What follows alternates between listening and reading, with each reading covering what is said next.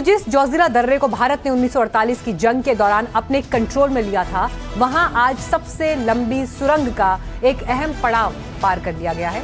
Zoji La tunnel के दोनों सिरों को आज जोड़ दिया गया। लगभग 1000 से ज्यादा इंजीनियर और मजदूर बड़े विपरीत हालातों में इस प्रोजेक्ट को पूरा करने में जुटे हैं। सबसे दिलचस्प बात यह है कि जंग से जूझ रहे ईरान का भी एक इंजीनियर भारत के इस अहम प्रोजेक्ट का हिस्सा है, जिसका कहना है कि जोजिला टनल का निर्माण भी किसी जंग से कम नहीं।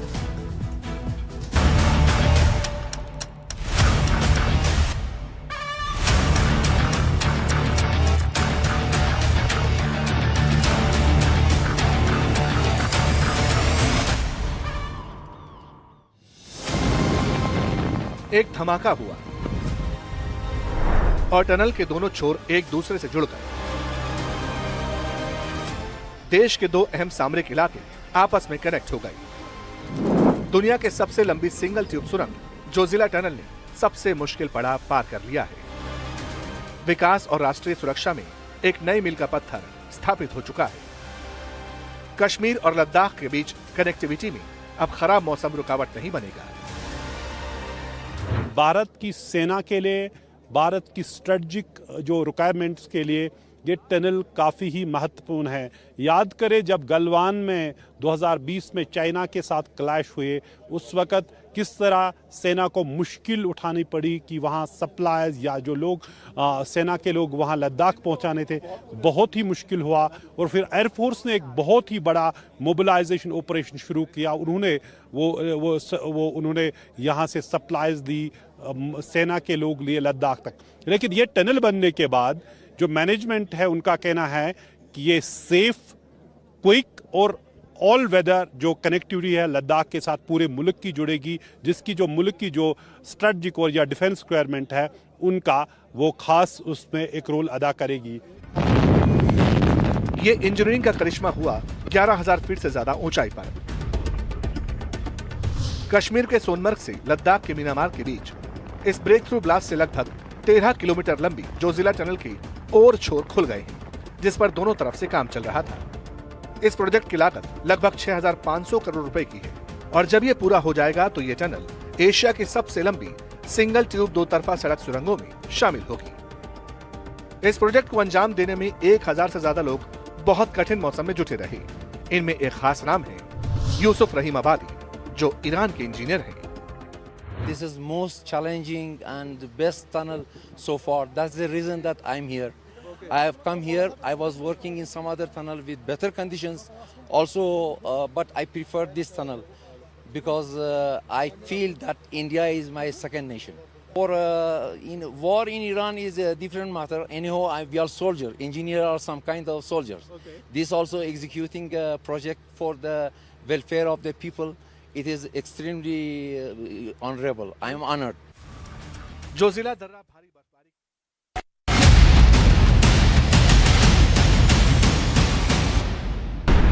एक ऐसा धमाका जिसकी आवाज भले ही कानों को न सुनाई दी हो, लेकिन इसकी गूंज से इस्लामाबाद से लेकर बीजिंग तक के सैन्य मुख्यालय हिल गए हैं। भारत की परमाणु नीति ने एक ऐसी करवट ली है जिसने वैश्विक सुरक्षा के पूरे समीकरण को हमेशा हमेशा के लिए बदल दिया है। एक ऐसी सीक्रेट और सनसनीखेज रिपोर्ट सामने आई है जिसने दुनिया के सुपर पावर्स को हैरान कर दिया है। दुनिया की सबसे प्रतिष्ठित वेपन ट्रैकिंग संस्था सिप्री यानी Stockholm International Peace Research Institute की साल 2026 की ताजा रिपोर्ट में एक बेहद चौंकाने वाला दावा किया गया है। दावा यह है कि इतिहास में पहली बार भारत ने अपने 12 परमाणु हथियारों यानी न्यूक्लियर वॉरहेड्स की ऑपरेशनल डिप्लॉयमेंट यानी रेडी टू फायर मोड में उन्हें ला दिया है। अब इसका मतलब यह है कि जिस तरह रूस और अमेरिका जैसे सुपर पावर मुल्कों के न्यूक्लियर हथियार बस एक बटन दबाते ही एंगेज हो सकते हैं, उसी तरह की तैयारी भारत ने भी कर ली है।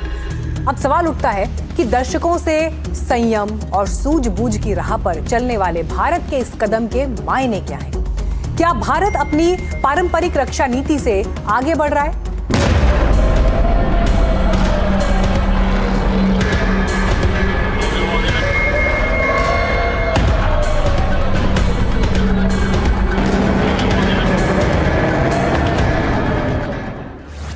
बेसिक्स समझते हैं। किसी भी देश की परमाणु क्षमता को समझने के लिए हमें 3 अलग अलग स्थितियों या चरणों को समझना होगा। पहला चरण, हथियारों का होना। इसका सीधा मतलब है कि देश के पास परमाणु सामग्री और वॉरहेड्स मौजूद हैं, लेकिन वो सुरक्षित रूप से अलग अलग भंडारों में रखे हुए हैं। इन्हें किसी मिसाइल या लॉन्चर से जोड़ा नहीं गया। अब तक भारत की सिचुएशन अमूमन यही रही थी। फिर दूसरा चरण आता है military stocks ready for use. ये वो स्थिति है जहां पर हथियारों को सैन्य नियंत्रण में इस तरह रखा जाता है कि जरूरत पड़ने पर उन्हें फौरन इस्तेमाल के लिए लाया जा सके। ये एक तरह की रिजर्व या आपातकालीन स्थिति है। तीसरा और सबसे महत्वपूर्ण चरण है ऑपरेशनल तैनाती। इसका मतलब है कि परमाणु वॉरहेड को उसकी मिसाइल, लॉन्चर या पनडुब्बी के साथ जोड़ दिया गया है। यानी अब हथियार सिर्फ गोदाम में नहीं, वो मोर्चे पर तैनात है और सिर्फ एक आदेश पर उसे फौरन लॉन्च किया जा सकता है।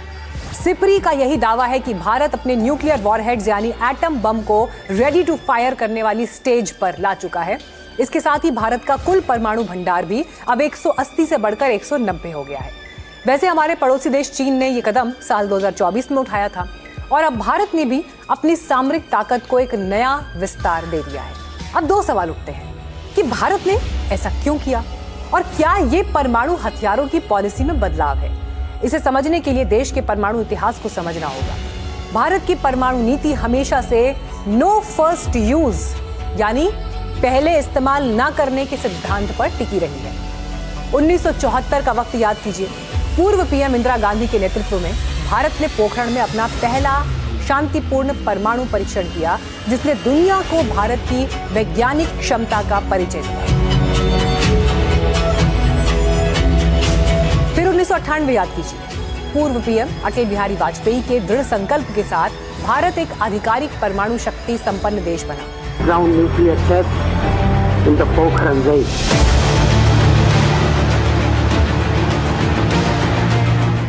तब भारत पर कई प्रतिबंध भी लगे, लेकिन हमने दुनिया को यकीन दिलाया कि हमारा परमाणु कार्यक्रम एग्रेसिव नहीं, डिफेंसिव है। मौजूदा नीति क्या है? इस वक्त पीएम मोदी ने भी वैश्विक मंचों से साफ किया है कि भारत किसी भी तरह की न्यूक्लियर ब्लैकमेलिंग या डराने की नीति को बर्दाश्त नहीं करेगा। मैसेज सीधा पाकिस्तान को था। कोई भी न्यूक्लियर ब्लैकमेल भारत नहीं सहेगा।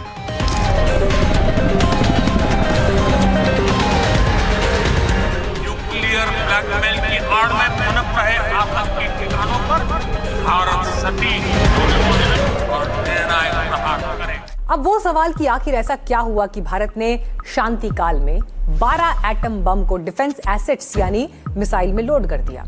एक्सपर्ट्स के मुताबिक इसकी 2 बड़ी वजह है। 2 फ्रंट चैलेंज। सिपरी के मुताबिक दुनिया के 9 देशों के पास इस समय 12,187 परमाणु हथियार हैं। चीन तेजी से अपने परमाणु गोदाम भर रहा है और उसका भंडार 600 के पार पहुंच चुका है।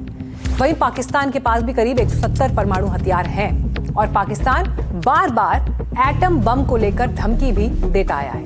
जो परमाणु है वो फर्स्ट यूज के लिए नंबर 1 और वो इंडिया के यूज के लिए अगेंस्ट इंडिया यूज करने के लिए है। वो इसलिए डेटरेंस है कि अगर अरे भाई पर ऐसा डेटरेंस आए, दिल पर हाथ रखो। अरे नदीम, दिल पर हाथ रखो, अपने सिर पर हाथ रखकर कसम खाओ। तो क्या फर्स्ट यूज का मतलब पीसफुल है? आप ही बता दीजिए। It is peaceful. क्या it is peaceful? How can that be peaceful? क्योंकि भारत की नीति पहले हमला न करने की है, इसलिए हमारे लिए बेहद जरूरी है कि अगर कोई दुश्मन हम पर पहला हमला कर भी दे तो भी हमारी जवाबी कार्रवाई इतनी अचूक और विनाशकारी हो कि दुश्मन हमला करने की हिम्मत ना करे। यही वजह है कि भारत अपनी समुद्री परमाणु क्षमता को भी मजबूत कर रहा है। भारत की बढ़ती न्यूक्लियर रेडीनेस चीन के लिहाज से भी ये खबर बहुत इंपॉर्टेंट है, संवेदनशील है।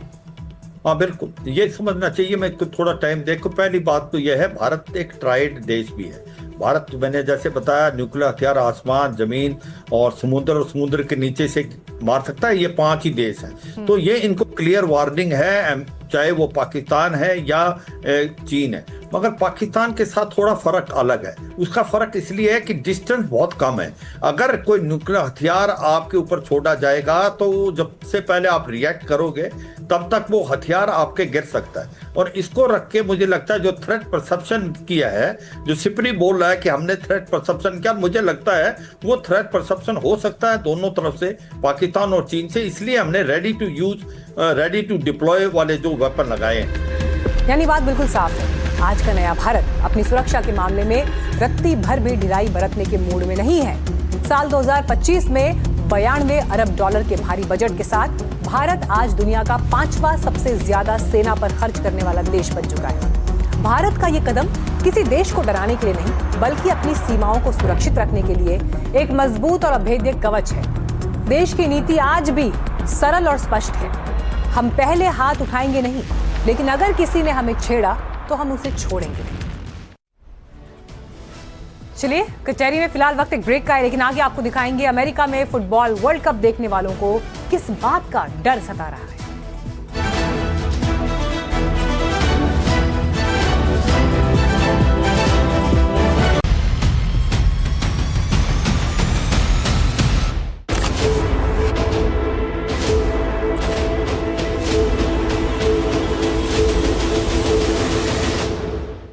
कचहरी में अब फाइल खोलेंगे अमेरिका में फैले एक डर की, जिसने फीफा वर्ल्ड कप फुटबॉल जैसे दुनिया के सबसे बड़े खेल महाकुंभ का उत्साह फीका कर दिया है। डर उस प्रवासी समुदाय को है जिसका अमेरिका को बनाने में बड़ा हाथ रहा है। इन इमिग्रेंट्स को वर्ल्ड कप के दौरान स्टेडियम में अमेरिकी इमिग्रेशन और कस्टम्स एनफोर्समेंट यानी ICE के एजेंट्स की संभावित तैनाती डरा रही है। उन्हें डर है कि वर्ल्ड कप मैचों के दौरान ICE के एजेंट्स स्टेडियम में गिरफ्तारियां कर सकते हैं। ICE के एजेंट्स वैसे भी अमेरिका के प्रवासी समुदाय के लिए किसी दुस्वप्न से कम नहीं, जो डिपोर्टेशन के अपने निर्मम एक्शन के लिए कुख्यात हैं।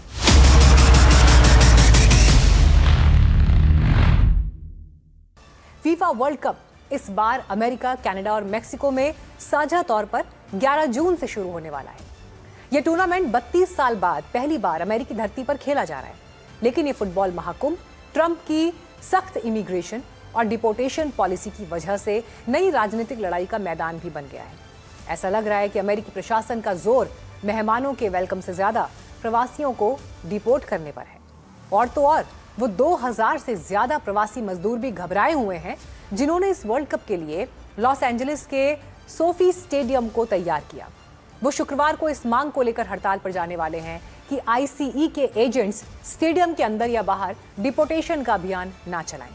अमेरिका के जिन 11 शहरों में फुटबॉल वर्ल्ड कप के मैच होने हैं, वहां रह रहे प्रवासी लोगों में सबसे ज्यादा डर का माहौल है। खासकर फुटबॉल के बड़े फैन माने जाने वाले लैटिन अमेरिकी समुदाय के लोग ट्रंप सरकार की सख्त डिपोर्टेशन नीति की वजह से चिंता में हैं।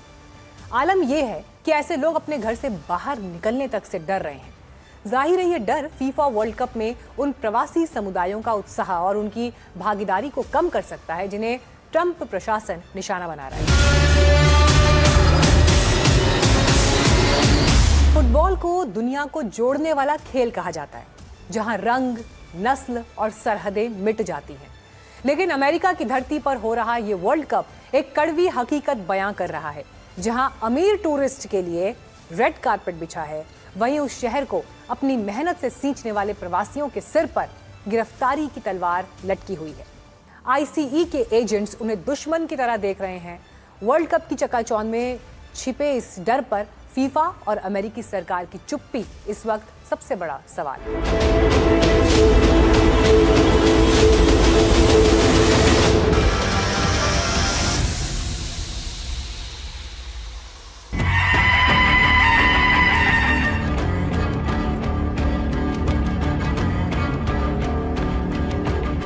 अमेरिका का बिजनेस डर वाले मॉडल से ही चलता है। वो हथियारों का डर दिखाता है और सामने वाले को फिर डील की टेबल पर लाने की कोशिश करता है, जैसा कि ईरान के साथ कर रहा है। लेकिन अमेरिका का ही सहयोगी देश इजराइल खुलकर अपनी बात रखता है। वो अपने दुश्मनों के लिए रेड लाइन भी खींचता है और अपने दोस्तों के लिए किसी भी हद तक जाने का जज्बा भी रखता है। हालांकि इस बार युद्ध की इस विभीषिका और मिसाइलों की तस्वीर के बीच तेल अवीव से एक ऐसी खबर सामने आई जिसने भारत और इजराइल के रिश्तों को एक नए और अप्रत्याशित लेवल पर लाकर खड़ा कर दिया है। रिपोर्ट यह है कि इजराइल के प्रधानमंत्री बेंजामिन नेतन्याहू अपने देश के एक बड़े शहर में भारत के वीर सपूत छत्रपति शिवाजी महाराज की एक विशाल प्रतिमा स्थापित करने जा रहे हैं। मुंबई में इजराइल के काउंसल जनरल यानीव रिवाच ने खुद महाराष्ट्र के सीएम देवेंद्र फडणवीस से मुलाकात की और इस ऐतिहासिक प्रोजेक्ट पर मुहर लगाई है। And we understand exactly what is the influence and how important is Chhatrapati Shivaji Maharaj to India also. Idea was to build the big statue of the Maharaj and send it to Israel. So it will be more than just a regular project, but it's going to be a project for the long run, and the Indian people will also be connected to the Israeli people through this project. So we plan to bring it to one of the big cities in Israel. अब सवाल उठता है कि जब चारों तरफ बम बरस रहे हों, तब इजराइल भारत के एक ऐतिहासिक योद्धा की विरासत को अपने यहाँ क्यों संजोना चाहता है?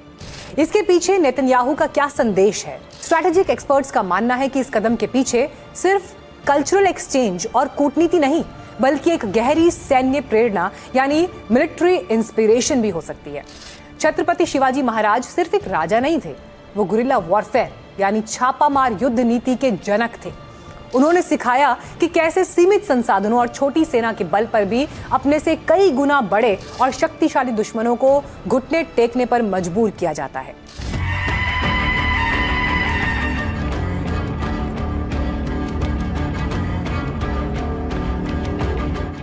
आज इजराइल जिस तरह की परिस्थितियों से जूझ रहा है, जहां हिजबुल्लाह और हमास जैसे संगठन अंडरग्राउंड टनल और पहाड़ों की ओट से छापामार लड़ाई लड़ रहे हैं, हूती मिसाइल दाग रहा है, वहां छत्रपति शिवाजी महाराज का युद्ध कौशल, उनका गनीमी कावा यानी टैक्टिकल डिसेप्शन और दुर्ग प्रबंधन आज भी सैन्य अकादमियों के लिए एक मिसाल है।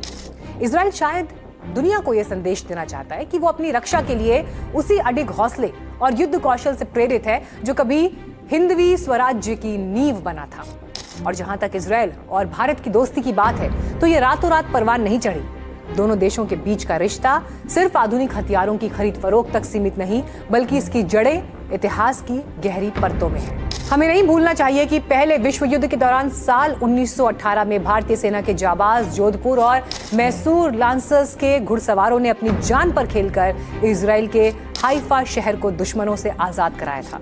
आज भी हाइफा में भारतीय वीरों को नमन किया जाता है। साल 2017 में पीएम नरेंद्र मोदी का इजराइल का वो ऐतिहासिक दौरा, जिसने दोनों देशों के रिश्तों को रणनीतिक साझेदारी में बदल दिया था, तब बेंजामिन नेतन्याहू ने प्रोटोकॉल तोड़कर पीएम मोदी का स्वागत किया था और कहा था कि भारत और इजराइल की दोस्ती आसमान में बनी जोड़ी जैसी है। और इस साल भी पीएम मोदी को रिसीव करने खुद नेतन्याहू एयरपोर्ट पर आए थे। तब भारत और इजराइल के रिश्तों को पीएम ने कुछ इस तरह से डिफाइन किया था। I bring with me the greetings of 1.4 billion Indians and a message of friendship, respect and partnership. कई जानकारों को यह भी लगता है कि युद्ध की विभीषिका के बीच सांस्कृतिक विरासत को बढ़ावा देना नेतन्याहू का एक बड़ा मास्टर स्ट्रोक माना जा रहा है। इस प्रतिमा के जरिए इजराइल भारत की 140 करोड़ जनता को सीधा संदेश दे रहा है कि भले ही दुनिया के समीकरण बदल जाए, लेकिन भारत और इजराइल के पीपल टू पीपल रिलेशन और इमोशनल कनेक्ट हमेशा अटूट रहेंगे। और जहां तक छत्रपति शिवाजी महाराज की प्रतिमा की बात है, तो इतिहास की तलवार आज आधुनिक मिसाइलों के इस दौर में भी अपनी रणनीतिक सूझबूझ के लिए दुनिया को राह दिखा रही है।